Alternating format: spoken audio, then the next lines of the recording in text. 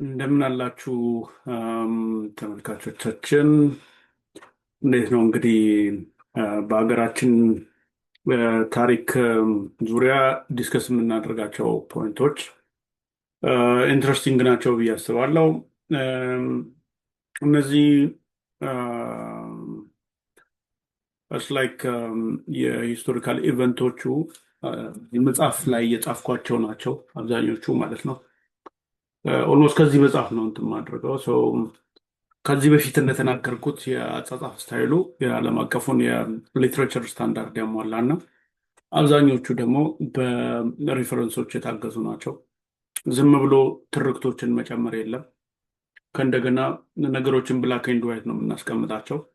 የምንሸፍነው ነገር የለም፣ ወይ ደግሞ ዝም ብለን የምናጋንነው ነገር የለም። ያለን ያሳለፍናቸውን የራሳችን ተግዳሮቶቻችን ከእንደገና ጥንካሬዎቻችንን የምናይበት የምንፈትሽበት ነው የሚሆነው ማለት ነው። ይሄ ደግሞ የሚቀጥሉትን የሀገር ምስረታ ፕሮሰስ እዛ ላይ ህዝቡ እነዚህን አዳምጦ እንደ ኢንፎርሜሽን ወስዶ ይህንን ኢንፎርሜሽን ደግሞ እንደ ግብዓት ተጠቅሞበት የራሱን ዴስትኒ ይወስናል ማለት ነው። ዛት ዋት ኢት ኢዝ። አሁን ኢንፎርሜሽን ሳይኖረ ዲሳይድ አደርጋለሁ ብትል ምንድን ነው የምትሆነው ማለት ነው? ከዳታ ዲሲሽን ዳታ ድሪቨን ዲሲሽንስ ፕሪንሲፕል ውስጥ ይወጣ ነው ማለት ነው። ነገር ግን እያንዳንዱ ዓለም ውሳኔዎችን የሚወስነው ዳታ እየተመለከተ ነው። ዳታ ኢዝ ኤኒ ካይንድ ኦፍ ላይክ ኢንፎርሜሽን የሆነ ኳንቲታቲቭ ኢንፎርሜሽን ሊሆን ይችላል፣ ሂስቶሪካል ኢንፎርሜሽን ሊሆን ይችላል፣ ኢሜጅ ሊሆን ይችላል ኦር ዋትኤቨር ዶስ አር ካይንድ ኦፍ ላይክ ዳታ። ያንን አናላይዝ አድርገህ በራስ ኢንተርፕሬት አድርገህ ለካ እንደዚህ ነበር ብለህ ምን አይነት አገር ነው መፍጠር ያለብን፣ ምን አይነት ላይክ ካርታ ሊኖረን ይገባል፣ ይሄ ዩናይት ማድረጉ ኮሄሲቭ የሆነ ኤንቫይሮንመንት መፍጠሩ አድቫንቴጅስ ነው ወይ ወይስ ደግሞ ዲስአድቫንቴጅስ ነው ወይ? አንዱ የሀገራችን ክፍል ወይም ብሔር የሚያስበው አገራዊ ራዕይ በዚህ በኩል ሲሆን ሌላኛው የሚያስበው ወደ ታች ነው ወይ? እንደዚህ ከሆነ አንድ ሀገር መመስረት አይቻልም።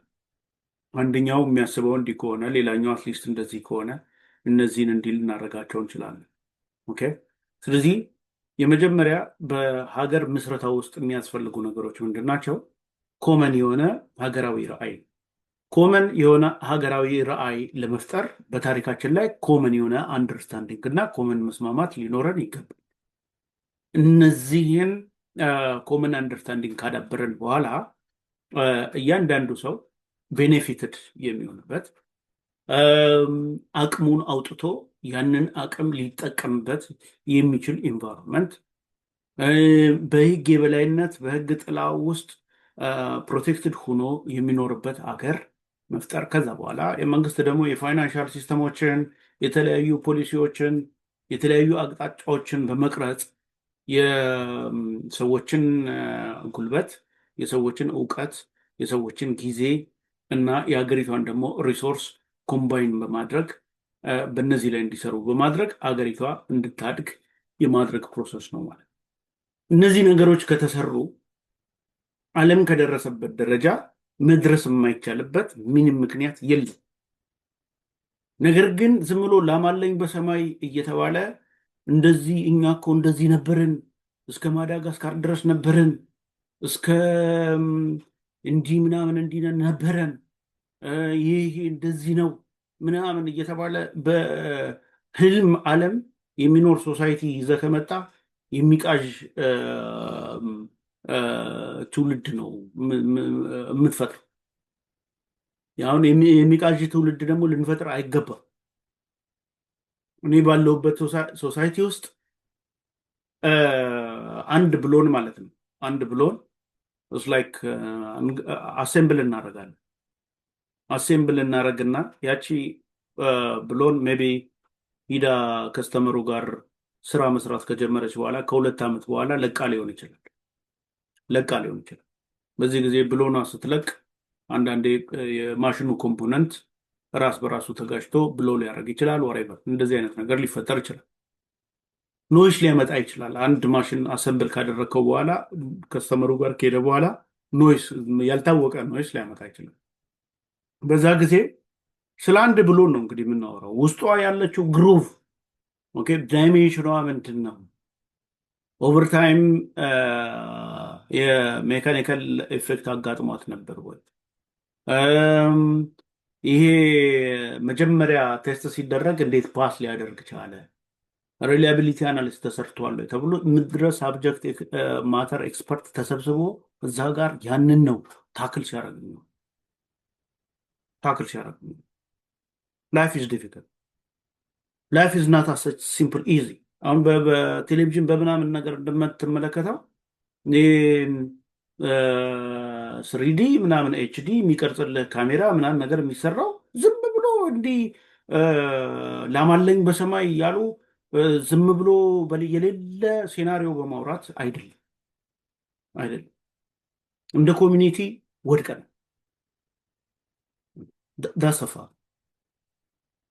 ድሮ የነበርንበት ማማ ከፍተኛ ነው። ንግስት ማኬዳ ወይ ደግሞ ኮይን ኦፍ ሼባ የነበራት የድንጉር የሚባለው ፓላስ which is magnificent ፓላስ ነው የነበረው። ከዛ በየሃ ዘመንም ራሱ የነበረው ፓላስ በጣም አስደናቂ ነው። በአክሱም ዘመንም የነበረው ልክ እንደዛው በጣም አስደናቂ ነው። ኢቭን በዛጉዌ ዘመን ስንመጣ እነዚህ ላሊበላ ላይ ምናምን ነገር የተሰሩት እንትኖች በጣም አስደናቂ ነው የነበሩ። ከዛ በኋላ ግን ምን እየሆንን መተናል? አሁን ዳይናስቲው ወደ ሸዋ ወደ ደብረ ብርሃን መጥቶ ነበር። ንጉሳችን የሚኖሩበት ቤት ምን አይነት ቤት ነበር? የሚያደርጉት ጫማ ምን አይነት ነበር? የሚንቀሳቀሱበት መንገድ እንዴት አይነት ነበር? የሚጓጓዙበት ትራንስፖርቴሽን ምን አይነት ነበር? ዩገነጅስ ኳንቲፋይ ይህንን ዝም ብላችሁ ሄዳችሁ የኢትዮጵያ ታሪክ ምናምን ነገር ብላችሁ ገልጣችሁ ለምሳሌ ደብረ ብርሃን በ18ኛው ክፍለ ዘመን ምንድን ነበር? በ15ኛው በ16ኛው ዋይበር ምናምን እዛ ነው እንግዲህ ንጉሶቻችን ሲኖሩ የነበሩት መሪዎቻችን ሲኖሩ የነበሩት። በዛ ውስጥ አንድ ልንጠቅሳት የምንችለው እንግዲህ ይህች የፋሲል እየሰራት ህንፃ ነች። ፋሲል ያንን በሰራበት ዘመን በፈረንሳይ፣ በእንግሊዝ፣ በነ ጀርመን እነ ካልኩለስ ተጀምረው ነው።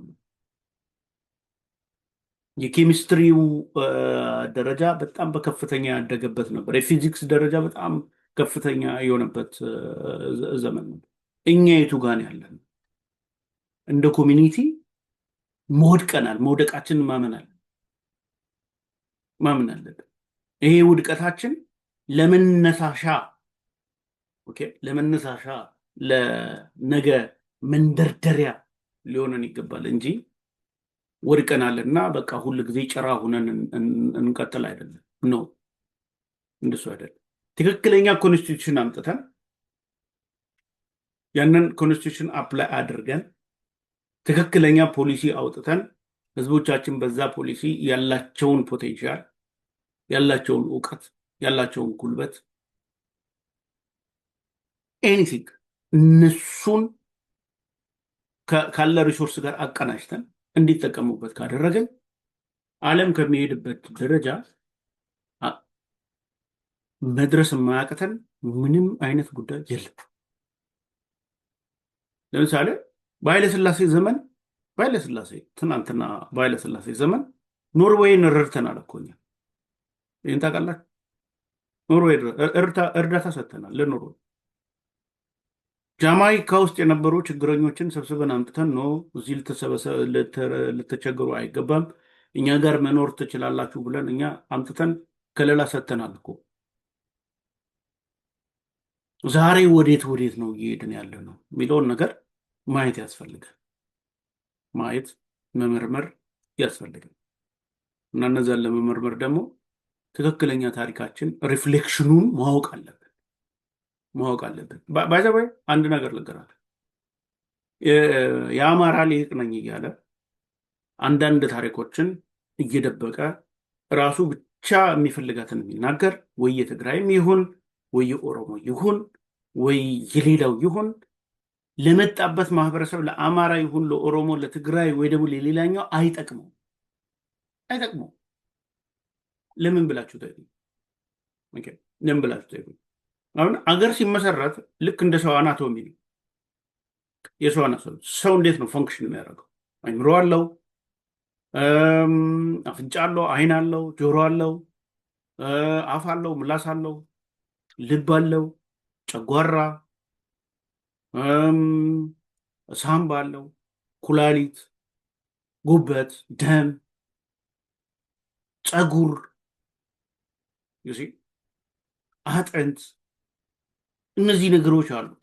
ስለዚህ የእያንዳንዷ ነገር ከፀጉር ጀምሮ እስከ ጥፍር ድረስ ያሉት ፈንክሽናቸው በትክክል ከሰሩ ነው ሰውየው ጤናማ ሆኖ በኖርማል ኮንዲሽን ሊኖር የሚችል። ሀገርም እንደዛው ነው። ለምሳሌ ኢትዮጵያ የምትባል ሀገር ካለችን ልብ አማራ ሊሆን ይችላል፣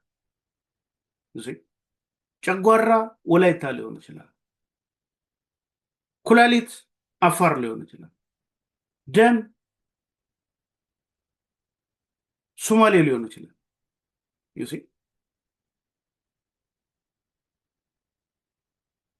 ጭንቅላት ጉራጌ ሊሆን ይችላል። ሳምባ ትግራይ ልትሆን ትችላለች። አሁን ምንድነው እዚህ ጋር ኤኒ ጭንቅላት ነኝ፣ ዋናው ነኝ፣ ከኔ ውጪ ምንም አታስፈልጉም ብሎ ጉራጌ ለምሳሌ እኔን ብቻ አክኖሌጅ አድርጉ ቢል ለጭንቅላት ኦክሲጅን ካልደረሰው ያንን ኦክሲጅን ደግሞ የሚያደርስለት ሳምባ ስለሆነ ከሳምባ የመጣውን ኦክሲጅን ደግሞ ወደ ላይ የሚረጭለት ልብ ስለሆነ ልብና ሳምባ ከታመሙ ኦክሲጅን አይደርስለትም። ፈንክሽን አያደርግም።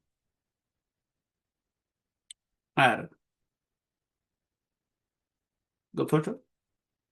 ስለዚህ አማራ እየታመመ ትግራይ በሰላም ሊኖር አይችልም። ኦሮሞ እየታመመ ሶማሌ በሰላም ሊኖር አይችልም። ሶማሌ እየታመመ አፋር በሰላም ሊኖር አይችልም። አፋር እየታመመ ወላይታ በሰላም ሊኖር አይችልም። አንደኛው ከሞተ ለምሳሌ ልብ ከሞተች ሰውየውን እንደምትገለው ሁላ አንደኛው ብሔረሰብ ከሞተ ሌላውን በአጠቃላይ በሽተኛ ነው የሚሆነው። ሰላም በማጣት በጦርነት በኢኮኖሚ በውድቀት በመኳሸት በመተኳኮስ በመጠፋፋት ነው ፌል የሚያደርገው።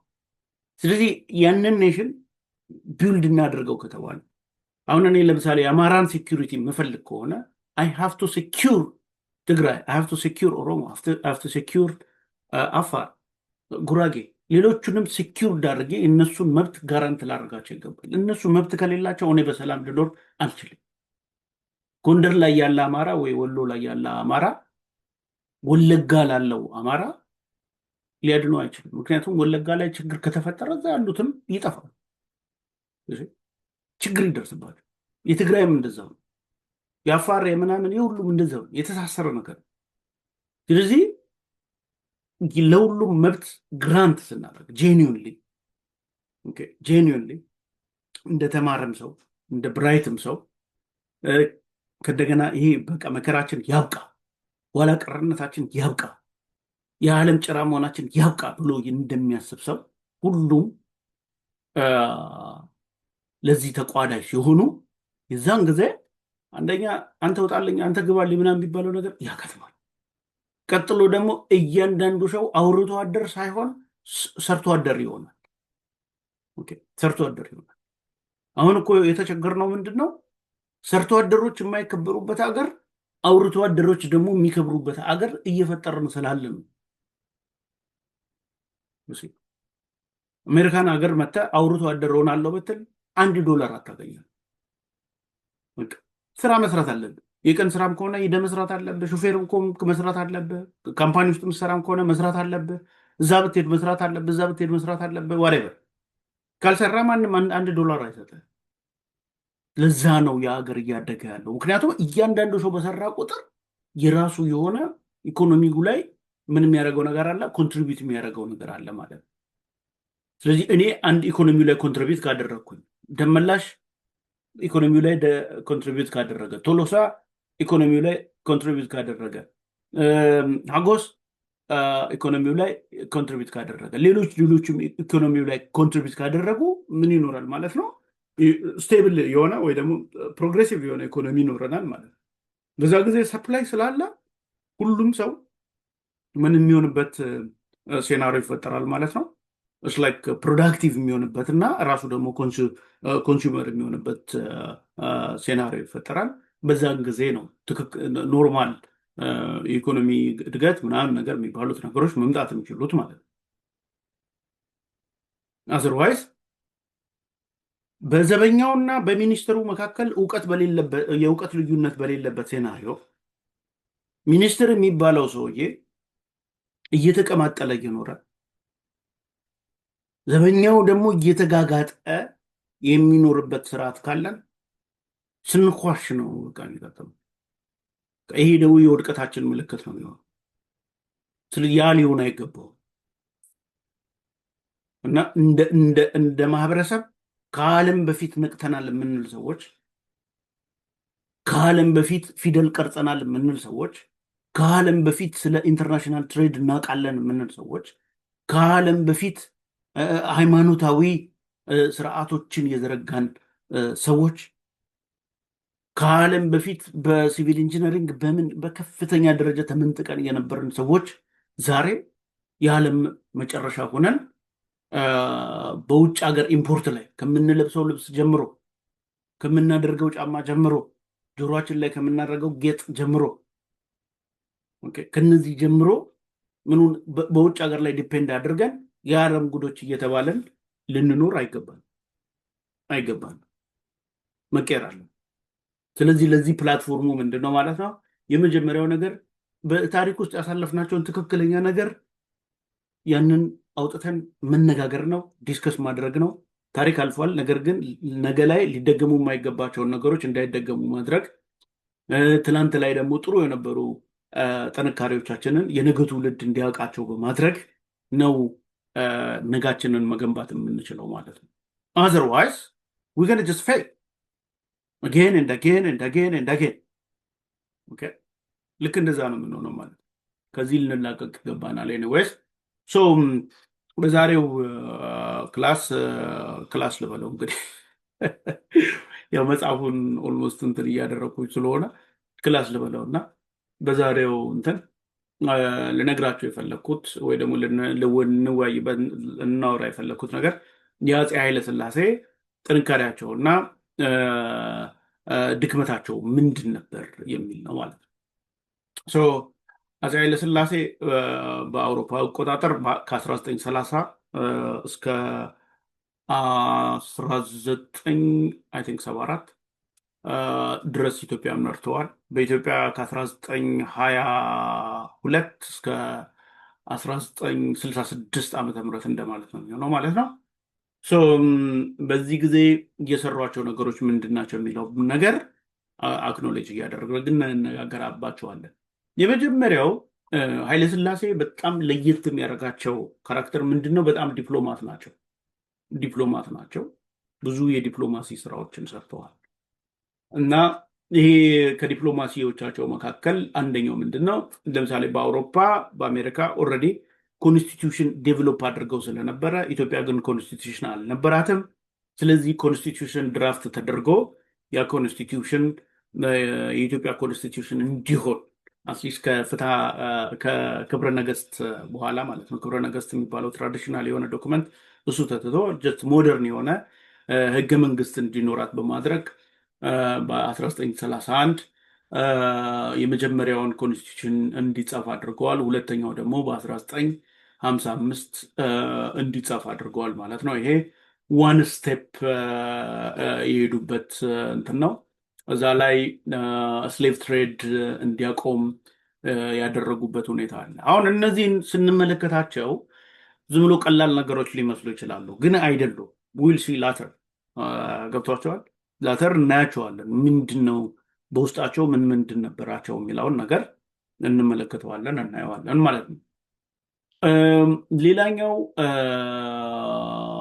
ላይክ በጣሊያን በወረረች ጊዜ ኢትዮጵያን በወረረች ጊዜ በነበራቸው የዲፕሎማሲ ኢፈርት በከፍተኛ ደረጃ የጣሊያን ፋሽስት መንግስት ባለው ሞደርን ቴክኖሎጂ ተጠቅሞ ኢትዮጵያ የምትባል ሶቨርኒቲ ሀገር ወረዋል ብለው የሚችሉትን የሚያክል ቮይሳቸውን ለማሰማት ሞክረዋል፣ ለተቀረው ዓለም ማለት ነው። የቢሰማም ባይሰማም እሳቸው ግን የሚችሉትን የሚያክል አድቮኬት አድርገዋል።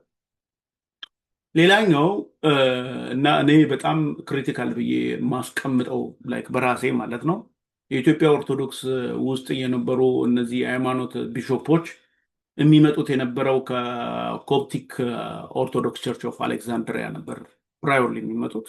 እኔ ለምን እንደሚመጡ አላውቅም። እሱ በሃይማኖታዊ አሰራር እንዲህ ነው ምናምን ነገር ብለው ሊነግሩ የሚሞክሩ አሉ። እሱም ስቲል አይገባኝም። ቢኮዝ እኔ ለምሳሌ እግዚአብሔርን የማውቀው የሁሉም ነው፣ የአበሻም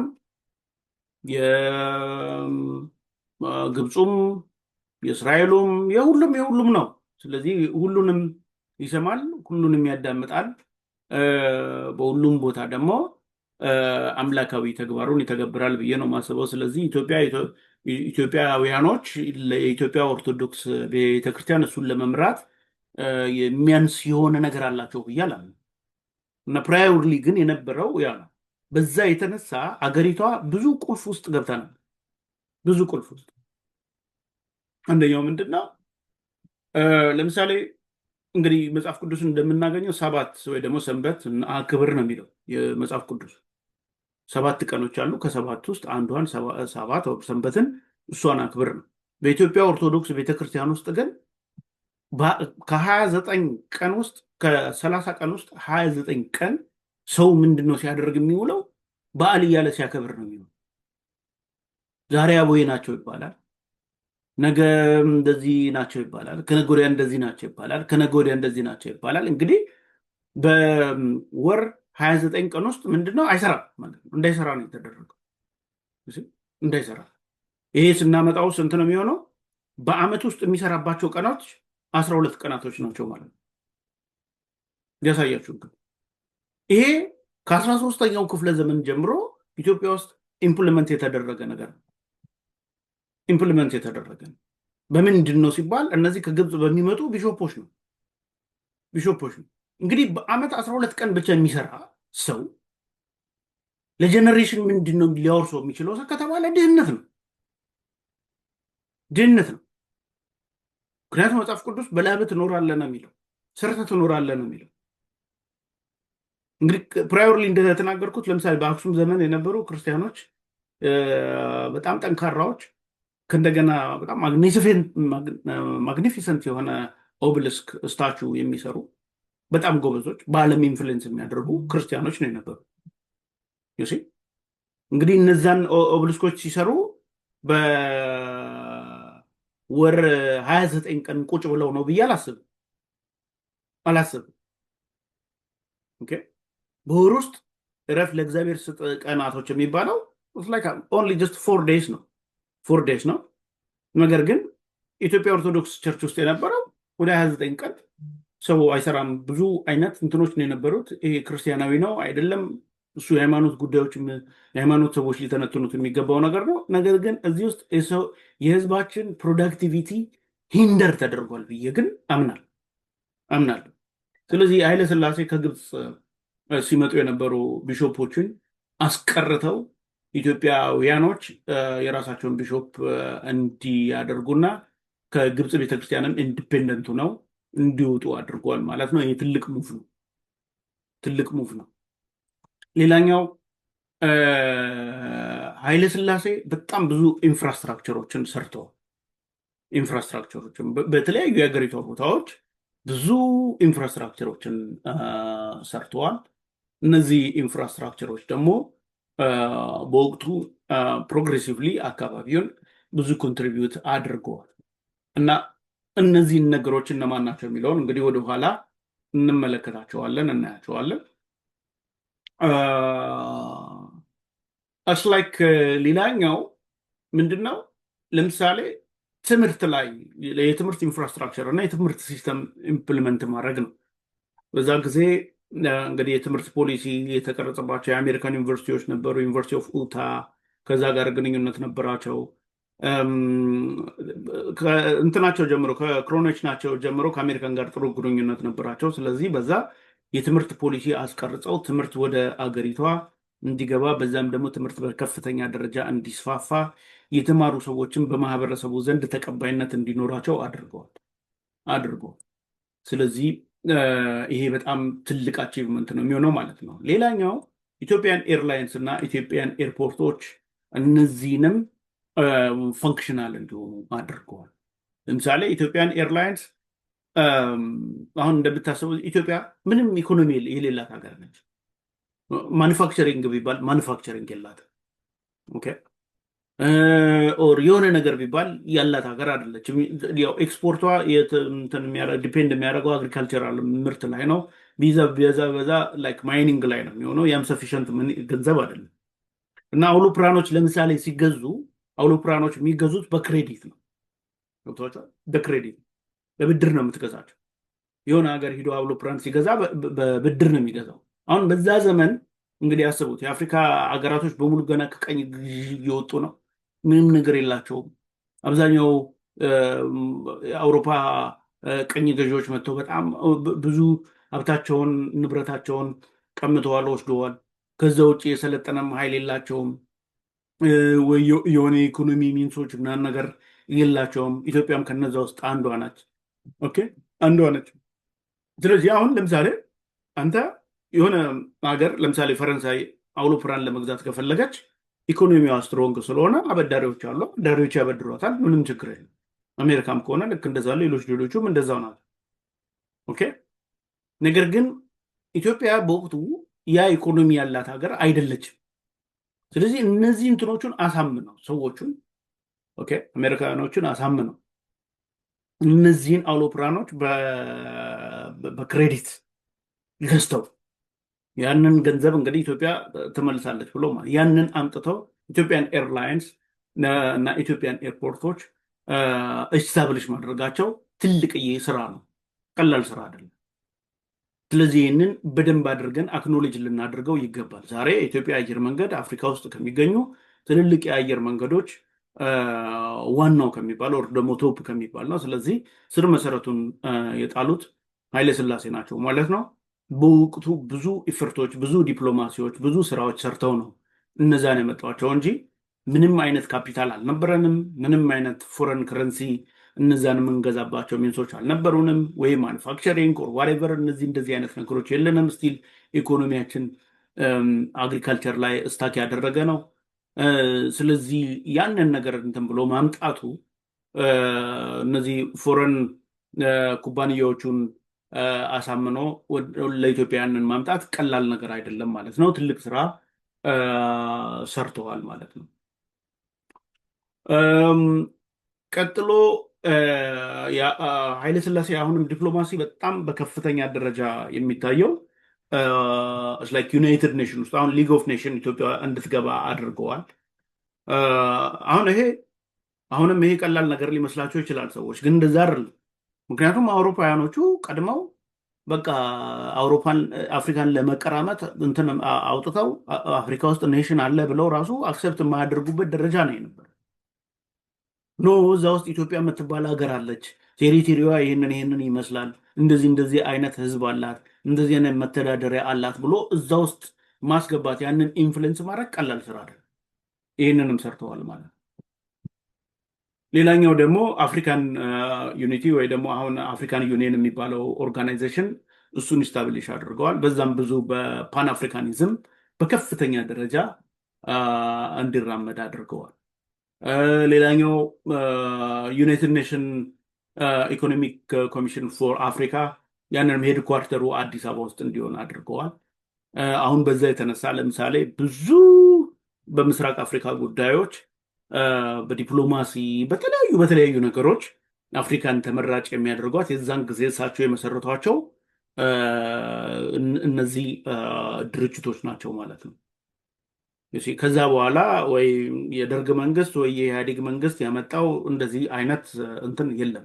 ይህንን ልንተማመንበት ይገባል ማለት ነው። ላይክ ወደ አውሮፓ በሄዱ ጊዜ ሁል ጊዜ ኢትዮጵያን ሞደርናይዝ የሚያደርግ ጥያቄዎች ይጠይቁ ነበረ። ከነዛም ጋር ኔጎሽሽኖች፣ የተለያዩ ነገሮች ይፈጽሙ ነበረ። ሌላኛው ደግሞ ምንድነው አሁንም እንደ ጥንካሬ የምንወስድላቸው ከዩናይትድ ኔሽን ጋር በመሆን በአሜሪካን ድጋፍ ማለት ነው ሌሎችም ነገሮችን በመጠቀም ኤርትራ ለምሳሌ የኤርትራ ጣፈንታ የነበረው ስፔሻሊ ከእንግሊዝ ለቆት ከሄደ በኋላ እንደ ኤሮፓያን በ1950 ልቀቅ ተብሎ ነበር።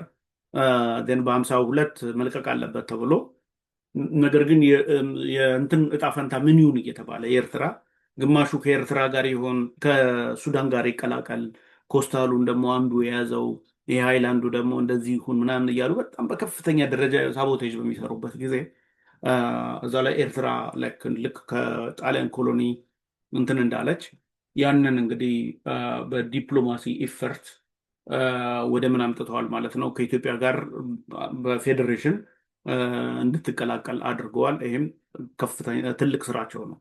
ምክንያቱም ፖርት የሚያክል በጣም ስትራቴጂክ የሆኑ ቦታዎች ይህንን አክሰስ እንድታደረግ ኢትዮጵያ ይህንን ማስገኘት መቻል ቀላል ነገር አለ። ሌላኛው ምንድነው ኃይለ ሥላሴ አንዲት ፍራክሽን ኦፍ የኢትዮጵያን መሬት ለሌላ አካል ሰጥተው አያውቁም። ስለዚህ በሶቨርኒቲ በኢትዮጵያ ሶቨርኒቲ ላይ ያላቸው አቋም ስትሪክት ነው ማለት ስትሪክት ነው። ስለዚህ እነዚህን የኃይለ ሥላሴ ጥንካሬዎች ህብረተሰባችን ማወቅ አለበት ማለት ማወቅ አለበት። የሰሩትን ነገር ዝም ብሎ ሰውየውን ጭራቅ ናቸው እንዲህ ናቸው ብቻ ሳይሆን የሰሯቸውን ነገሮች ይሄ ነገር ሰርተዋል መባል አለበት። አሁን እዚህ ጋር እንድታስቀምጡ የምፈልገው እኔ በሆነ እዛ ቦታ ላይ ሆኜ በዛ ዘመን በዛ ቴክኖሎጂ በዛ የዓለም ገጽታ ያንን አቺቭመንት አኮምፕሊሽ አደርጋለሁ ነው ገብቷቸዋል። አኮምፕሊሽ አደርጋለሁ የሚለውን ነገር ልታዩት ይገባል። ካለበለዚያ ዝም ብሎ እሳቸው እንዲህ ናቸው እየተባለ የጥላቻ እንትን ብቻ መንጸባረቅ የለበትም ማለት ነው። አሁን ያየናቸው የኃይለ ሥላሴ ጥንካሬዎች ሲሆኑ ሶሪ ዋስቲ ያስፈልጋ መሰል የኃይለ ሥላሴ ደግሞ ድክመቶች ምንድን ናቸው? ምን አይነት ድክመት ነበሩባቸው ስንል የመጀመሪያው አሁን ኃይለ ሥላሴ አውሮፓ በጣም ሶ ፍሪኩዌንትሊ ይሄዳሉ። ብዙ የአውሮፓ ሀገራቶች ወዳጅ ነበሯቸው። አሜሪካ ሶ ፍሪኩዌንትሊ ይሄዳሉ። አሜሪካ ወዳጃቸው ነበረች። ስለዚህ በአውሮፓም በአሜሪካም የፊውዳሊዝም የሚባል ስርዓት በሙሉ ተጠርጎ እንደወጣ እንግዲህ አይናቸው ያያል። በደንብ የሚያስተውሉት ነገር ነው። ነገር ግን የ1931 እና የ1955 ኮንስቲቱሽን በሚያረቁበት ጊዜ በቃ አብሶሉት ሞናርኪክ ራሳቸውን አድርገው አስቀምጠው ቀጥሎ የፊውዳሉ ስርዓት እንዲቀጥል ማድረጋቸው እስቲል እስከዛሬ ድረስ ለእኔ ግልጽ አይደለም። ለምን እንዲህ አልክ ብላችሁ ብጠይቁኝ ቢካዝ ዓለም የደረሰበት ደረጃ የቱ ጋር እንደሆነ እያወቅ እያየ ዓለም ከ200 እና ከ300 ዓመት በፊት ጥሎት የመጣውን ስርዓት እዚህ ጋር በ20ኛው ክፍለ ዘመን ኢትዮጵያ እንድታራምደው ማድረግ እዚህ ጋር ትገነባለህ፣ እዚህ ጋር ታፈርሳለህ ያለው ማለት ነው። ታፈርሳለህ። ስለዚህ እዛ ጋር አንደኛው እዛ ጋር የአብሶሉት ሞናርኪክ ፓወር ይሰጣቸዋል። ከእንደገና ደግሞ ይሄ እንትን ትራንስፈር ማለት ነው። ምንድን ነው ስሙ? የስልጣን ትራንስፈር በብለድ ላይን ነው። ያ ማለት የእሳቸው ልጅ የልጅ ልጅ ምናምን አይነት ነገር ነው ማለት ነው። ስልጣን እንደዛ ብለው ነው ኮንስቲቱሽን ላይ የጻፉት። which is terrifying ነው by the way terrifying እንደዚህ አይነት ነገር ማስቀመጥ ማለት ምክንያቱም የዛ አይነት እንትን ስፔሻሊ አሁን ለምሳሌ ከ18ኛው ክፍለ ዘመን የፍሬንች ሪቮሉሽን ብዙ አስተምሮ ያስተማረ ነው ለዓለምም ለራሷ ለፈረንሳይም ለሌሎቹም ማለት ነው።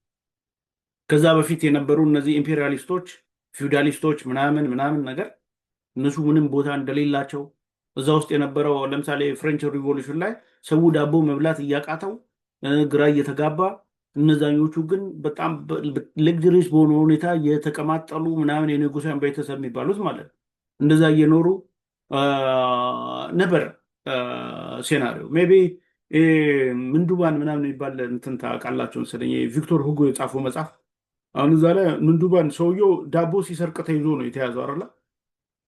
ዋናው ሰውዬ ዳቦ ሲሰርቅ ነው። በዛ በፍሬንች ሪቮሉሽን ዘመን የነበረ እንትን ነው እንግዲህ እና አንድ ዳቦ ይዞ እዛ እስር ቤት ከገባ በኋላ የማያየው መከራ የለም። አንድ ዳቦ ግን የሰረቀው በቃ ስራ ስለሌለው ነው። ሰውዬው ስራ ስለሌለው ህይወቱን እስላክ ለማቆየት ነው። ከዛ በኋላ ፍሬንች ውስጥ የነበሩ ሰዎች በሙሉ እናንቀበልም አሉ። መጨረሻ ላይ ራሱ ንጉሱን ያዙት፣ ንጉሱና ተባባሪዎቻቸው። ከዛ ኮንስቲቱሽን አወጡ። ኮንስቲቱሽን አውጠው እንዳለ ነገስታቶቹን ወስደው ነው የሰቀሏቸው። ይህንን ባለበት ይሄ ኢንፎርሜሽን ባለ ደረጃ አውሮፓ ውስጥ የነበረ የስልጣኔ እንትን ኦልሬዲ ፊውዳል የሚባለውን ነገር በማይፈቅድለት ደረጃ ከእንደገና ደግሞ የመንግስት ስልጣን ምናምን ነገር የሚባል ነገር ይሄ በብለን ላይ ነው ምናምን ነገር የሚባል በቀረበት ደረጃ ያንን ማድረጋቸው አንደኛ ብሬን ኮንትሮል ለማድረግ ነው ሶሳይቲውን፣ ሁለተኛ ደረጃ ተቀባይነት የለውም ማለት ነው። ሌላኛው ላይክ የኃይለ ሥላሴ እንትን አክሽኖች ናቸው። አክሽኖች ለምሳሌ በመጀመሪያው ወያኔ ላይ የወሰዱት አክሽን፣ በጎጃም ሪቮልት ላይ የወሰዱት አክሽን፣ በሀረሪ ሪቮልት ላይ የወሰዱት አክሽን፣ በባሌ ላይ የወሰዱት አክሽን፣ በላይ ዘለቀና ጓደኞቹ ላይ የወሰዷቸው አክሽኖች በአጠቃላይ የሚያሳዩት ምንድነው? ሰውየው በጣም አውቶክራት ናቸው። አውቶክራት በቃ ዲክታተር ናቸው። ዲክታተር ናቸው። ስለዚህ ይሄ ዲክታተርሽፓቸው ደግሞ ወደ ምንድን ነው ያመራው ሲባል አገሪቷን በአጠቃላይ ላይክ ወደ ብዙ ምስቅልቅል አይነት ነገሮች ውስጥ የከተተ የአውቶክራቲክ ኔቸር ነው ያላቸው እና አንዳንዶቹ ለምሳሌ ትግራይ ላይ የነበሩት ጥያቄዎች ራስ በራሳችንን እናስተዳድር ወይ ደግሞ እኛ የመረጥነው ሰው ይምራን፣ ይሄ ራይት ነገር ነው which is not like ምንም ብዙ የሚያስከፋ ነገር አለ። ነገር ግን ኖ ነው የሚሉት እሳቸው። እኔ የመረጥኩላችሁን እዚህ ጋር አስቀምጠዋለሁ፣ እሱ ነው የሚያስተዳድራችሁ። እነሱ ደግሞ ያንን አንቀበልም አሉ። ከዛ በኋላ ምን ሆነ ማለት ነው? ያውላ ግጭት ተፈጠረ። ያውላ ግጭት ከተፈጠረ በኋላ እሳቸው መቶ በእንግሊዝ ቦምብ መቀሌ ከተማን ደበደቡ። በጣም ብዙ ሰዎች ተጎድተዋል፣ ሙተዋል። በወቅቱ አሸንፈው ሊሆን ይችላል፣ እዛ የነበረውን ነገር አጥፍተውት ሊሆን ይችላል። ያንን እሳቸው የሰሩት ነገር ግን በሰው ጭንቅላት ውስጥ አልጠፋም። ኋላ ላይም ኦኬ ወደ ትግል ወደ ምናምን ነገር ተቀይሮ አገሪቷን ስንት ምስቅልቅል ሲያስገባ እንደነበር አይተናል ማለት ነው። ሌላኛው ምንድን ነው? ኢትዮጵያ መልቲካልቸራል ስቴት ነች። በቃ ኔቸሯ ነው ይሄ ኔቸሯ። የአክሱም መንግስት ከወደቀ በኋላ የዛን ጊዜ የተለያዩ የኮሚኒቲ ማህበረሰቦቿን ማቀፍ የሚችል ሲስተም አልፈጠረችም። ስላልፈጠረች የተለያዩ ኮሚኒቲዎቻችን በተለያየ አካባቢ ሲኖሩ የነበሩ የተለያየ ባክግራውንድ ዴቨሎፕ አድርገዋል። ትግርኛ የሚባል ማህበረሰብ መጥቷል። አማርኛ የሚባል ማህበረሰብ መጥቷል። ኦሮምኛ፣ ሲዳምኛ፣ ሌሎች እንደዚህ መጥተዋል። የሃይማኖት ዳይቨርሲቲም አለ። ይሄ ሆኖ እያለ እሳቸው ግን ምንድነው 100% የአሲሚሌሽን ፕሮግራም ነው ሲሰሩ ነበር። የአሲሚሌሽን በቃ የሀገሪቷን ቋንቋ በሙሉ አማርኛ ማድረግ፣ የሀገሪቷን ካልቸር በሙሉ በቃ እሳቸው በሚፈልጉት እንትን ማድረግ፣ የሀገሪቷን ሃይማኖትም ሁሉ እሳቸው በሚፈልጉት ደረጃ ማድረግ ነው። ይሄ ደግሞ አይሆንም ነው። ለምንድን ነው የማይሆነው ሲባል ለምሳሌ በቆሎ ነው፣ ስንዴ ሊሆን አይችልም። አሁን ለምሳሌ አንድ ከአፋር አገር የመጣ ሰው በግድ አማርኛ ተማር አድርገህ አማርኛ ብታስተምረው ራሱ አክሰንቱ ራሱ ወደ እንትን ሊሆን አይችልም፣ አማርኛ ሊሆን አይችልም። ልክ አማርኛ እንደሚናገረው ሊሆን አይችልም። አፋርኛውን ግን ተናገር ስትለው በደንብ አድርጎ ይናገረዋል፣ ሀሳቡን ይገልጽበታል። ወሬበር። ስለዚህ የዩናይትድ ኔሽን ህግም የሚገልጽ እንትን የሚለው ከእንደገና ደግሞ ተሞክሮም በጣም ኤፌክቲቭ የሆነው ምንድነው? ሰዎች በራሳቸው ቋንቋ እንዲናገሩ ማለት ነው። ይህ ኃጢአትም ነውርም አይደለም። ቀጥሎ የአማርኛ ቋንቋን ለማሳደግ ከተፈለገ የሌሎች ቋንቋዎችን ለማሳደግ ከተፈለገ ማደግ የሚቻለው በሚዲያዎች፣ በኢንተርቴንመንት ኢንዱስትሪ፣ ስነ ጽሁፎችን በማሳደግ በነዛ ነገሮች ነው እንጂ የሚያድገው ዝም ብለህ እያንዳንዱን አድሚኒስትሬሽን ሲስተም በሙሉ የአማርኛ ቋንቋ ተናጋሪ በማድረግ አይደለም።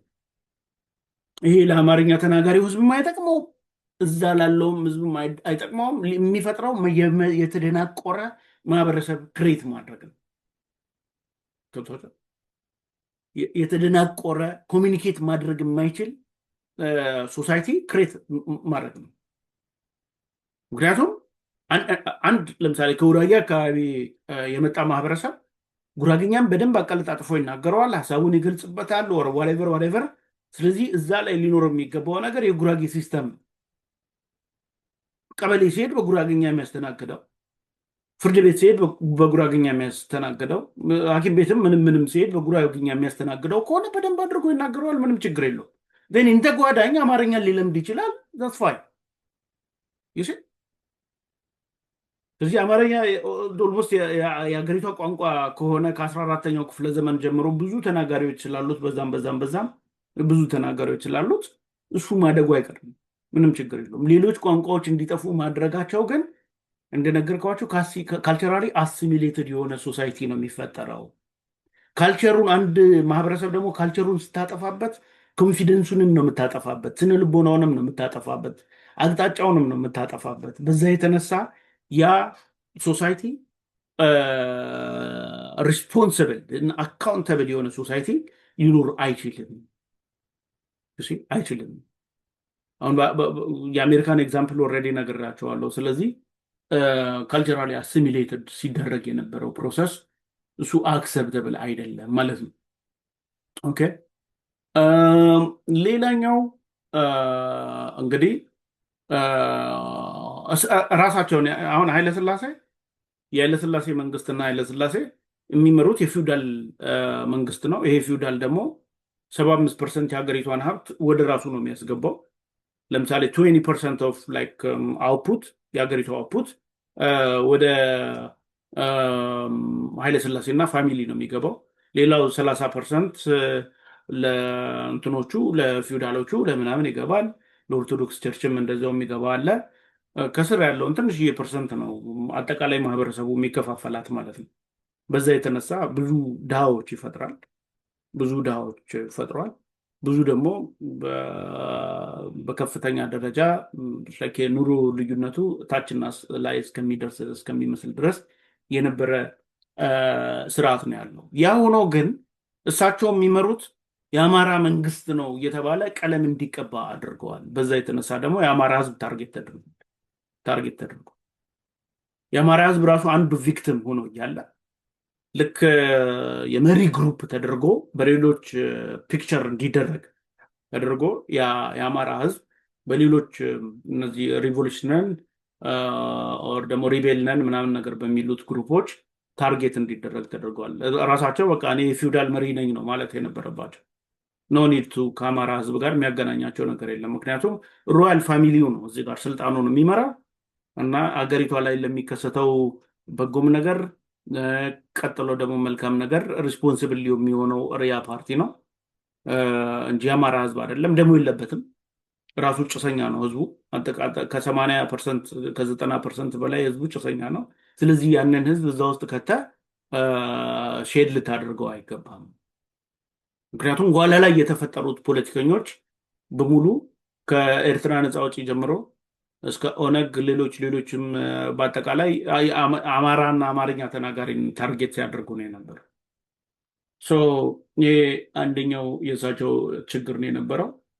ሌላኛው እንግዲህ በአሜሪካ እርዳታ በዩናይትድ ኔሽን እርዳታ የማይገኝ እድል ኤርትራ በፌዴሬሽን ወደ ኢትዮጵያ እንድትቀላቀል ተደርጎ ነበር በ1952 ማለት ነው እንደ ኢሮፒያን አቆጣጠር፣ በእኛ በ1944 አካባቢ ማለት ነው። እና ይሄ እድል which is significant ለኢትዮጵያ። አንደኛ ኢትዮጵያ ላንድ ሎክድ ነው የነበረችው ከዛ በፊት። አሁን የባህር በር አግኝታለች ማለት ነው። የባህር በር ያገኘ አገር ደግሞ ከዓለም ከሚወጣው አውትፑት ከኢንተርናሽናል ትሬድ ከሚገኘው ቤኔፊት ተቋዳሽ ይሆናል። ምክንያቱም ይሄ ኢንተርናሽናል ትሬድ ሁለት ሀገሮች ትሬድ በሚያደርጉበት ጊዜ አንደኛው ፕሮዲውሰር አንደኛው ደግሞ ኮንሱመር ቢሆን በዚህ በትሬዱ ጊዜ የሁለቱም ሀገሮች ኢኮኖሚ እንደሚጨምር ነው አብዛኛው የኢኮኖሚ ካልኩሌሽኖች የሚያሳዩት ማለት ነው። እና ኢኮኖሚ ደግሞ ይሄ ኢንተርናሽናል ትሬድ ደግሞ የሚካሄደው በአውሮፕላን አይደለም ማጆሪቲ ማለት ነው። ምክንያቱም አውሮፕላን ራሱ ኤክስፔንሲቭ ነው፣ ዋጋው ኤክስፔንሲቭ ነው። በባቡርም አይደለም። ምክንያቱም አንዱ አህጉርና ሌላኛው አህጉር ትልቅ በኦሽን በባህር ምናምን እንትን ያለ ነው። ከእንደገና የባቡር ለራሱ የሆነ በጣም ከፍተኛ ኢንፍራስትራክቸር ያስፈልገዋል ባቡር ማለት ነው። በትራኮችም አይደለም፣ እሱም ኤክስፔንሲቭ ነው ትራክ። ነገር ግን ኢኮኖሚ ኦፍ ስኬል ማለት ዩኒት ፕራይስ ፐር ቮሊዩም፣ ቮሊዩሙ በጨመረ ቁጥር ዩኒት ፕራይሱ እንዲቀንስ የሚያደርገው ግን የሺፕ ኢኮኖሚክስ ነው ወይ የሺፕ ትራንስፖርቴሽን ነው። ሶ ዛስ ዋይ ፖርቶች ኢምፖርታንት የሚሆኑት በኢንተርናሽናል ትሬድ ላይ ለዛ ነው። ስለዚህ ሁለት ፖርቶች ትልልቅ ፖርቶች አግኝታለች ኢትዮጵያ።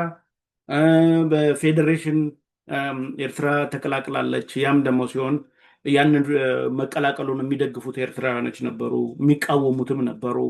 እና እዛ ጋር ፌዴሬሽኑን መፍቀድ ሲገባቸው የኤርትራን ሰልፍ አድሚኒስትሬሽን እሱን አላው ማድረግ ሲገባቸው እሱን ዘግተዋል። ቀጥሎ አረብኛ ቋንቋ ኦፊሻል ቋንቋ ተደርጎ ነበረ ዩናይትድ ኔሽን እንትን ያለው አረብኛና ትግርኛ ቋንቋ ሁለቱን ነበር ኦፊሻል ቋንቋ ለኤርትራ የፈቀደው ማለት ነው። ነገር ግን ኃይለሥላሴ መጀመሪያ አረብኛውን ባን አድርገውታል። አረብኛውን ባን ሲያደርጉት መላ የአረብ ሀገራቶች በሙሉ ወደ እሳቸው ላይ ኢነሚ ነው የሆኑባቸው። ከዛ ትግርኛውን ደግሞ ባን ሲያደርጉት መላ ኤርትራ ውስጥ ሲኖር የነበረ የትግርኛ ተናጋሪ ማህበረሰብ በቃ እኔ ሌላ ኮሎኒ ውስጥ ገብቻለሁ የሚል በጣም በከፍተኛ አንገር በከፍተኛ ብስጭት ወደ ኤርትራ ኢንዲፔንደንስ ጦርነት ተቀይሯል ማለት ነው። በዛ ደግሞ የውጭ አክተሮች ስለነበሩበት ኤርትራ ስትራቴጂካሊ ኢምፖርታንት ነው፣ ኢትዮጵያ ምን ያስፈልገዋል፣ ኤርትራ ውስጥ ኢንፍራስትራክቸር ተሰርተዋል፣ ኢትዮጵያ ውስጥ የለም። ስለዚህ ኤርትራ ከኢትዮጵያ ጋር ከቀጠለች ስትጎተት ነው የምትውለው። አሁን ግን ኦልሬዲ ኤርትራ አውሮፓ ሆናለች ምናምን እያሉ የሚሰብኳቸው ስለነበሩ ከውጭ የነበሩ ጋንግስተሮች ያ እውነት መስሏቸው ያንን ነገር አራምደው እነሱ የኤርትራ ኢንዲፔንደንት መሆን አለባት እያሉ ለ30 ምናምን ዓመት ጦርነት ውስጥ እንድንገባ ሁነናል ማለት ነው። በዛ ጦርነት ኢኮኖሚ አልቋል፣ የሰው ኃይል አልቋል። ከእንደገና ደግሞ ብዙ ብዙ ስራዎች በኮኦርዲኔሽን መስራት የሚገቡን ነገሮች እነሱ በሙሉ እንዲወድሙ ሆነዋል። እስቲ የዛ ጠባሳ እስካሁን ድረስ አለ፣ አልቀጠለም። ምክንያቱም ኤርትራን ነፃ አድርጌ ወስጃለሁ፣ አገር መስርቻለሁ የሚለው ቡድን ደግሞ አሁንም ከኢትዮጵያ ሌላ ኢንተረስት አለው፣ የሚፈልገው ነገር አለ። በዛ የተነሳ ደግሞ የባድሜ ጦርነት ውስጥ ገብተዋል። አሁን ደግሞ አብይ አህመድ ከመጣ በኋላ ናበል ግባ ተብሎ እዛ ገብቶ የትግራይና የትግራይን ህዝብ አጠፋለሁ ብሎ ከፍተኛ ጥፋቶች ሲያጠፋ የነበረበት ሴናሪዮ ነው ያለው እና ለነዚህ ነገሮች ሁላ ውልደቱ እዛ ጋር የነበረ የአፄ ኃይለሥላሴ ድክመቶች ናቸው ማለት ነው። ስለዚህ የአፄ ኃይለሥላሴን ድክመቶችና እንትኖች ጥንካሬዎች አይተናል፣ ገምግመናል።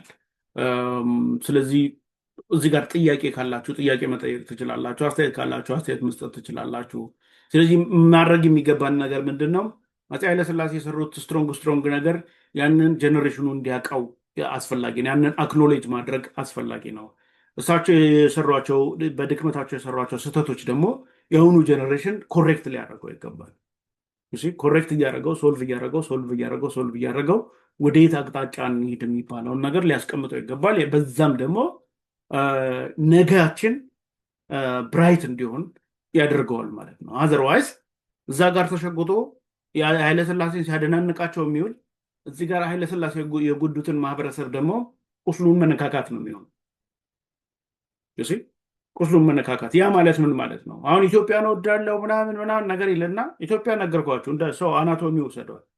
እንደ ሰው ጀስት አናቶሚ ልብ ኦሮሞ ነው፣ ኩላሊት ትግራይ ነች፣ ሳምባ አማራ ነው። ልክ እንደዛ አድርጋችሁ ሰዱ። አሁን ሳምባ እሷን ብቻ እያደናነካት ማለት ነው። ለእሷ የሚሆን ብቻ እያደረግ እነ ልብንና እነ ኩላሊትን ብትበድላቸው ኩላሊት የሞተች ቀን አንድ ላይ ነው የሚሞተው። ስለዚህ ኢትዮጵያን እወዳለሁ እያልክ ኦሮሞን ማቁሰል የለብህም። ኢትዮጵያን እወዳለሁ እያልክ ትግራይን ማቁሰል የለብህም። ኢትዮጵያን እወዳለሁ እያልክ አማራን ማቁሰል የለብህም። ኢትዮጵያን እወዳለሁ እያልክ ጉራጌ፣ አፋር፣ ሶማሌው ማቁሰል የለብህም። የእነሱ ቁስሎችን መነካካት የለብህም። የእነሱን ቁስል የምትነካካባቸው ከሆነ እነሱ በታመሙ ቁጥር አንተን የሚያሳምሙ እና እነዚህ ጸሐፍት ነን የሚሉ ሰዎች እኛ ላይክ ዘፋኞች ነን ባለጥበብ ነን ምናምን ነገር የሚሉ ጫሪዎች ማለት ነው፣ ነገር ጫሪዎች ከዚህ ተግባራቸው ሊቆጠቡ ይገባል። ኤዱኬትድ ይሁኑ። ኦኬ ኤዱኬትድ የሆኑ ራይት የሆኑ ታሪኮች ላይ እነሱን ግላሞራይዝ እያደርጉ ይስሩ፣ እያደነቁ ይስሩ። ሮንግ የሆኑ ነገሮችን ግን አይነካኩ። ኦኬ ያንን መነካካት አገር ማፍረስ ነው።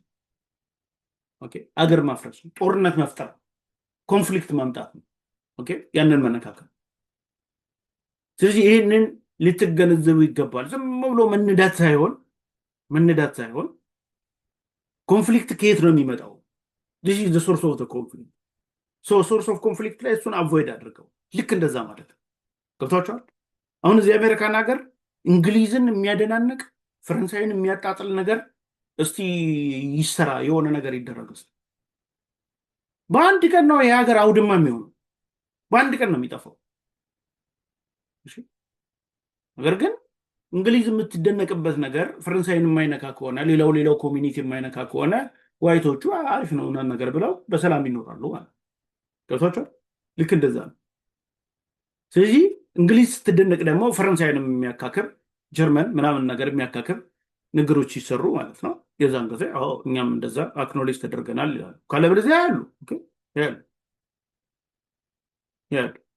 እነዛ አይነት ነገሮች ካልመጡ ስቴብል የሆነ አገር ሊፈጠር አይችልም። ስለዚህ አፋርን የሚያበሳጭ ወይ ደግሞ ኦሮሞን የሚያበሳጭ የሚያስቆጣ ነገር የምትፈጥር ከሆነ you are the one who creating the disstability of that nation. You should understand that. አንደርስታንድ አድርጉት። ይህንን በደንብ ጭንቅላታችሁ ውስጥ ልትከቱት ይገባል። ስለዚህ የኦሮሞ ወንድሞቻችን የሚያስቆጣ ነገር ልንሰራ ይገባል። የነሱ እንደውም እኛን ሊያመን ነው የሚገባው። ኦኬ የትግራይም ከሆነ ልክ እንደዚህ፣ አማራም እኮ ልክ እንደዛው። ስለዚህ ሌላ ኮመን የሚያደርጉን ሁላችንንም የሚያስደስቱን ታሪኮች አሉ። እነዛ ላይ ነው የጥበብ ሰራተኛ መስራት ያለብን። ኦኬ እነዛን ነገሮች ነው ግላሞራይዝ ማድረግ ያለብን። ኦኬ ካለበለዚያ ልክ አሁን የኃይለሥላሴ ስርዓት በቃ ዝም ብሎ አብሶሉት አሪፍ ማድረግ፣ ምኒልክን ልክ እንደዛ ማድረግ፣ የዮሐንስ እንደዛ ማድረግ፣ ወይ ደግሞ የአፄ ቴዎድሮስ ልክ እንደዛ ማድረግ this is not real። አንደኛ ሪሊስቲክ አይደለም። ቀጥሎ it is a disaster for nation building ማለት ነው። nation building therefore culture of respect የሚባለው ባይዘው ይሄ culture of respect ሌላን ሰው ስነልቦናውን ምኑን የማይነካ ድርጊቶችን ኤክሰርሳይዝ ማድረግ። ኦኬ በቋንቋው ሊሆን ይችላል፣ በማንነቱ ሊሆን ይችላል፣ በቀለሙ ሊሆን ይችላል፣ በሃይማኖቱ ሊሆን ይችላል፣ በሚሰራው ስራ ሊሆን ይችላል። በተለያዩ ነገሮች ሰውን ሪስፔክት ከማድረግ ጋር ነው የሚያያዘው ማለት። ስለዚህ ታሪካችንን ኦልሬዲ አይተነዋል። ሁሉም የኢትዮጵያ ብሔር ብሔረሰብ ውስጥ የነበረው በየዘመናቸው ሻምፒዮን ነው ለመሆን ሲፈልጉ የነበረው። ያንንም በደንብ አሳይተውናል። ሁሉም ካልቸራል አሲሚሌሽን አፕላይ ያደርጉ ነበረ። ያንንም አይተናል። ያ ደግሞ ኮሌክቲቭ ውድቀታችን። ስለዚህ ኮሌክቲቭሊ ከዛ ከወደቅንበት ነገር እንዴት እንነሳ የሚባለው ነገር አዲስ ፍሬም ነው የሚያስፈልገው። አዲስ አሰራር፣ አዲስ ፍሬም ነው የሚያስፈልገው ማለት ነው። ስለዚህ እነዛ ነገሮች ላይ ልንሰራ ይገባል። ባይ ዘ ወይ ስለ ካልቸር ኦፍ ሪስፔክት አንድ ነገር ልበላችሁ። አሁን ሪስፔክት ሲባል እንደምን አደራችሁ፣ ደህና አደራችሁ፣ እንዴት ናችሁ ምናምን እንደዛ ማለት አይደለም። ሪስፔክት እንደዛ ማለት አይደለም። እገሌ እኮ ሰው አክባሪ ነው ይባላል። እንዴት ምናምን ነገር ሰላምታው ምናምን ነገር እንደሱ ብቻም አይደለም። ኦኬ ሪስፔክት እና አንድ ጊዜ ምንድን ነው የሆነ አንድ ኒክ ሻቦኔር የሚባል ሰው እያለ አብሮኝ የሚሰራ ነው እና ሰን ሃይድሮሊክስ ሰራ ነበር እንትን ማለት ነው ፍሎሪዳ። እና ሰውየው የኔ ማናጀር ነው የነበረው። እኔ በወቅቱ ሲኒየር ኢንጂነሪንግ ፖዚሽን የነበርኩት እና እዛ በምሰራበት ጊዜ ምሳ ልንበላ ይዞኝ ሄደ ማለት ነው። ይዞኝ ሄደ እና ከዛ በኋላ ምንድነው የዛን ቀን ይሆን ሰምዴይ ሴጎ የትምህርት ቤት አካባቢ ማለት ነው። ትምህርት ቤት አካባቢ የትምህርት ቤት ምልክት ያለበት ምናምን አለ አይደል? ህፃናቶች ሲሻገሩ ምናምን የሚያሳይ እዛ ጋር ስፒድ አይ ቲንክ 20 መሰለኝ 20 ማይልስ ፐር አወር ነው መሄድ የሚገባኝ። እኔ ግን ወደ 29 ነው ምናምን አካባቢ ሂጄ ነበር። ን ከዛ ፖሊስ መጥቶ ተከታትሎ ያዘኝና ከዛ ትኬት ምናምን እቀጣለሁ አለኝ። ከዛ እኔ ደግሞ ኦኬ ምናምን ተቀጣው። ኤኒዌይስ ተቀጣው። አሁን ተቀጥቼ ከዛ በኋላ ያንን አጫወትኩት ማለት ነው ለሱ አጫወትኩት። እና አሁን ምንድን ነው ዩዥዋሊ እኔ ብዙ ስነሳ መኪና እንትን ሳደርግ ተጠንቅቄ ነው የምነዳው እና ብዙ በስፒድ ምናምን ነገር እንትን አይደለውም። ነገር ግን ከትምህርት ቤቱ ፊት በፊት ያለው እንትን ማለት ነው ላይክ መብራት ምንድን ነው የሚባለው ይሄ ትራፊክ ላይት እዛ ጋር ስለ አረንጓዴ ስለነበር ልክ ስመጣ ብዬ ነው የሄድኩት እና እዛኛው ጋር 35 ነው ምናምን ነበር ስፒዱ። ወደ ትምህርት ቤቱ በምመጣበት ጊዜ ግን ወደ 20 መውረድ ነበረብኝ እና እኔ ከ30 ምናምን እያወረድኩት ነው ያለው። በዚህ ሴናሪዮ ነው ያገኘኝ። ከዛ በኋላ ፖሊሱ ቀጣኝ ማለት ነው። ኦኬ ያንን እንደ ቀጣኝ ነገርኩትና ከዛ በኋላ የት ነበረ የተቀጣሁ ምናምን ነገር ሲለኝ እኔ ቦታውን ብዙም እንትን አልለውም ግን ስኩል ዞን ነው እኔ ግን አላወቅኩም አልኩት አለ። ስኩል ዞን አላወቅኩም ትላለህ አለኝ። ስኩል ዞን ዩ ሹድ ኖው አለኝ። ዩ ሹድ ኖው ስኩል ዞን አላወቅኩም ብለህ ብትነግረው ለፖሊሱ የበለጠ ነበር ቅጣቱን እንትን የሚያደርግብን። ለምን አልኩት። ተማሪዎቻችን ናቸው። ተማሪዎች ዞን ላይ ስሎው ሁነህ መሄድ አለ። ስለው ተማሪዎቻችንን ማክበር ነው። ዛት ዋት ሪስፔክት ኢዝ። እንዴት አልኩት። because these students are the one who's going to just the future of this nation. So when they go to school, they're going to learn. Okay, this learning, their experience, their knowledge is going to be the future of this country. So we should respect them right here. So that's why we need to slow down. Okay, slow down when we drive near to school zone. አያችሁ፣ ተማሪዎች ወደ ትምህርት ቤት ሲሄዱ ትምህርት ቤት ምን ሊያደርጉ ነው የሚሄዱት? እውቀት ሊቀስሙ ነው የሚሄዱት። ያ እውቀት ነው የዚችን ሀገር የፊውቸር የሚወስነው አይደለ? ገብቷቸዋል። ስለዚህ እዛ አካባቢ አንድ የሚነዳ ሰው ስሎ በሚያደርግበት ጊዜ ለተማሪዎቹ ምን እያደረገ ነው? ሪስፔክት እያሳየ ነው ማለት ሪስፔክት። ስለዚህ ሰው በመኪና ስፒድ በሌሎች ሴናሪዎች ተማሪዎቹን እንደዚህ የሚያከብር ከሆነ ምን አይነት ኔሽን ቢውልድ ሊያደርጉ እንደሚችሉ ገምቱ። እኛም ደግሞ ወደኛ አገር ስንመጣ የኦሮሞ ወንድሞቻችን ምንም አልጠየቁን። በቃ በቋንቋችን እንናገርበት፣ ኦሮሞነታችን ይታወቀልን።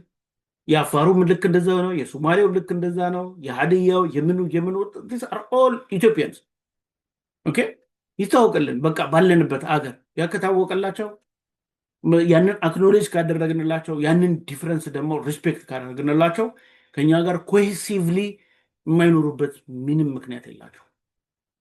ነገር ግን አገር የሰራ ነው እኛ ነን እያለን እነሱ የሰሩንን ዲስሪስፔክት የምናደርገው ከእንደገና እነሱ ተበድለናል ለሚሉትን ነገር እኛ እዚህ ጋር መተን ኖ እናንተ እኮ አልተበደላችሁም ምናምን ነገር እያለን ሌላ የሆነ የማጭበርበሪያ ቃላቶች ምናምን ነገር እየተናገርን እነሱ የምናቆስላቸው ከሆነ ምንድን ነው እያደረግን ያለ ነው? አገር እየሸረሸርን ያለ ነው ማለት ነው። ስለዚህ እንደዚህ ስታደረጉ የነበራችሁ ሰዎች በግጭት ውስጥ ተሳታፊዎች እንደነበራችሁ ማወቅ አለባችሁ። ከዚህም በኋላ ደግሞ ወደ ግጭት ውስጥ የሚያስገቡ ነገሮች ሳይሆኑ ከግጭት ሊያወጡን የሚችሉ ነገሮች ላይ ብትሰሩ መልካም ይሆናል ማለት ነው። መልካም ይሆናል። አይ ቲንክ አንዳንድ ሌሰኖች አግኝታችኋል ብዬ አስባለሁ። ስላዳመጣችሁኝ እጅግ በጣም አመሰግናለሁ። ዮሐንስ ነኝ። አሁንም ጥያቄ ካላችሁ ምንም ሰጀሽን ምናምን ነገር ካላችሁ ያንን ልጠይቁኝ ትችላላችሁ። እኔም ደግሞ ባለኝ አቅም ልመልስላችሁ ሞክራለሁ። ጥያቄዎች ከኔ በላይ ከሆኑ ጀስት አንብቤ ሪሰርች አድርጌ ምናምን አሁንም ልመልስላችሁ ይችላል። ያም ደግሞ ካልሆነ ሌሎች ሰብጀክት ማተር ኤክስፐርቶች ይኖራሉ ወንድሞቻችን፣ እነሱን አምጥተን ዲስከስ በማድረግ እየተማማርን እነዚህ ትርክቶችን እያስወገድን የሚጠቅሙን ነገሮች ላይ ፎከስ እያደረግን የነገን የህዝባችንን ዴስትኒ በጥሩ ፋውንዴሽን ላይ ልንገነባ ይገባል። አመሰግናችኋለሁ። መልካም ጊዜ ይሆንላችሁ። ቻው።